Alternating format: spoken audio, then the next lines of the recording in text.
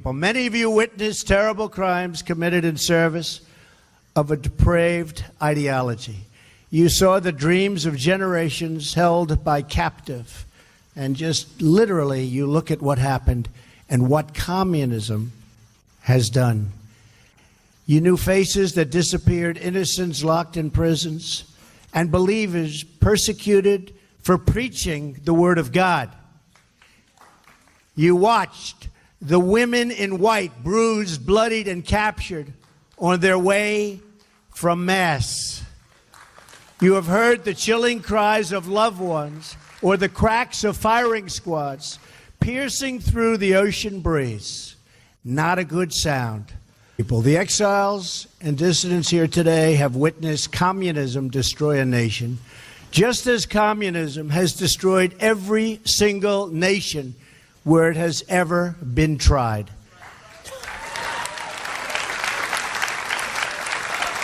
But we will not be silent in the face of communist oppression any longer. You have seen the truth, you have spoken the truth, and the truth has now called us, this group, called us to action. Thank you. Last year I promised to be a voice against repression. In our region, remember, tremendous repression, and a voice for the freedom of the Cuban people. You heard that pledge. You exercised the right you have to vote. You went out and you voted, and here I am, like I promised, like I promised.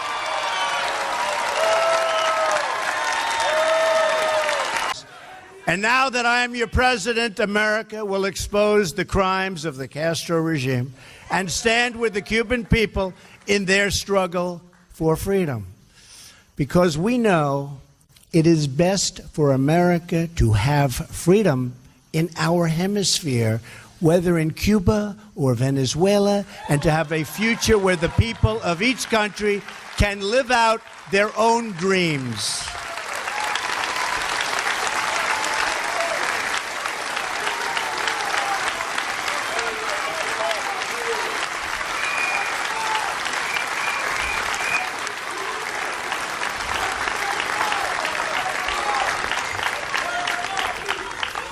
For nearly 6 decades, the Cuban people have suffered under communist domination. To this day, Cuba is ruled by the same people who killed tens of thousands of their own citizens, who sought to spread their repressive and failed ideology throughout our hemisphere, and who once tried to host enemy nuclear weapons 90 miles from our shores. The Castro regime has shipped arms to North Korea and fueled chaos in Venezuela. While imprisoning innocents, it has harbored cop killers, hijackers, and terrorists. It has supported human trafficking, forced labor, and exploitation all around the globe. This is the simple truth of the Castro regime. My administration will not hide from it, excuse it, or glamorize it. And we will never, ever be blind to it. We know what's going on, and we remember what happened.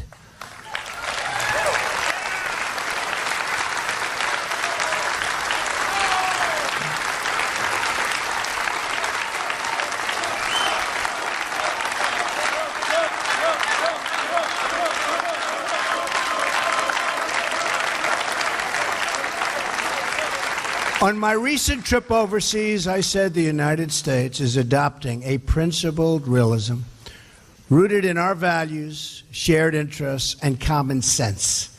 I also said countries should take greater responsibility for creating stability in their own regions. It's hard to think of a policy that makes less sense than the prior administration's terrible and misguided deal with the Castro regime.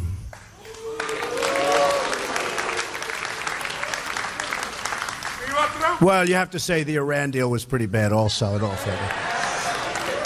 Let's not forget that beauty. They made a deal with a government that spreads violence and instability in the region, and nothing they got. Think of it. Nothing they got. They fought for everything, and we just didn't fight hard enough. But now, those days are over.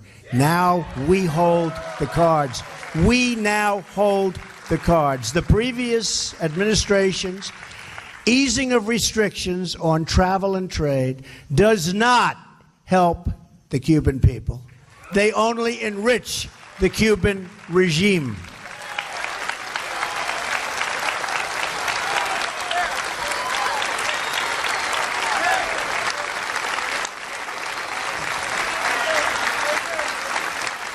The profits from investment and tourism flow directly to the military. The regime takes the money and owns the industry. The outcome of last administration's executive action has been only more repression and a move to crush the peaceful democratic movement. Therefore, effective immediately, I am canceling the last administration's completely one-sided deal with Cuba.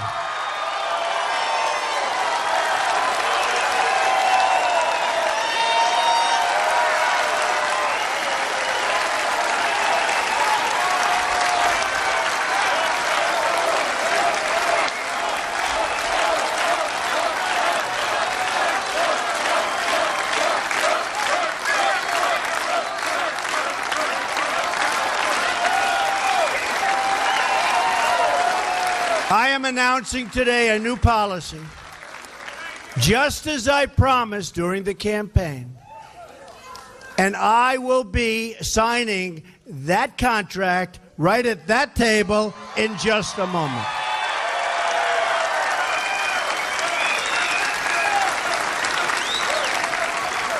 Our policy will seek a much better deal for the Cuban people and for the United States of America. We do not want U.S. dollars to prop up a military monopoly that exploits and abuses the citizens of Cuba. Our new policy begins with strictly enforcing U.S. law. We will not lift sanctions on the Cuban regime until all political prisoners are freed.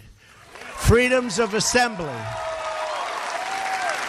and expression are respected. All political parties are legalized. And free and internationally supervised elections are scheduled. Elections.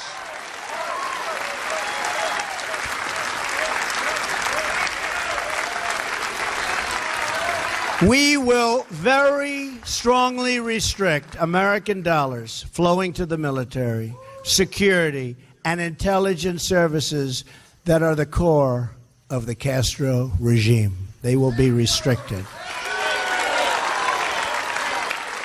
We will enforce the ban on tourism. We will enforce the embargo. We will take concrete steps to ensure that investments flow directly to the people so they can open private businesses and begin to build their country's great, great future, a country of great potential.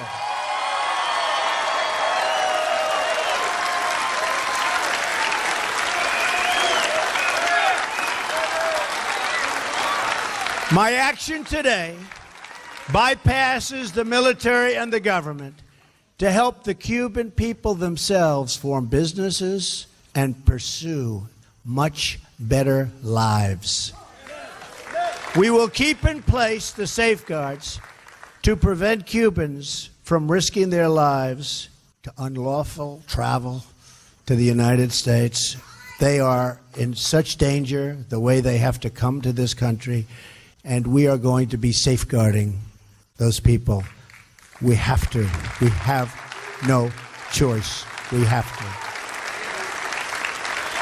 And we will work for the day when a new generation of leaders brings this long reign of suffering to an end. And I do believe that end is in the very near future.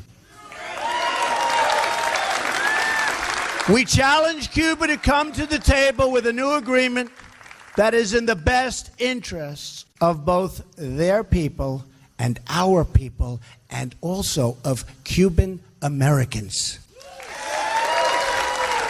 To the Cuban government, I say, put an end to the abuse of dissidents. Release the political prisoners. Stop jailing innocent people. Open yourselves to political and economic freedoms. Return the fugitives from American justice, including the return of the cop killer, Joanne Chesimard.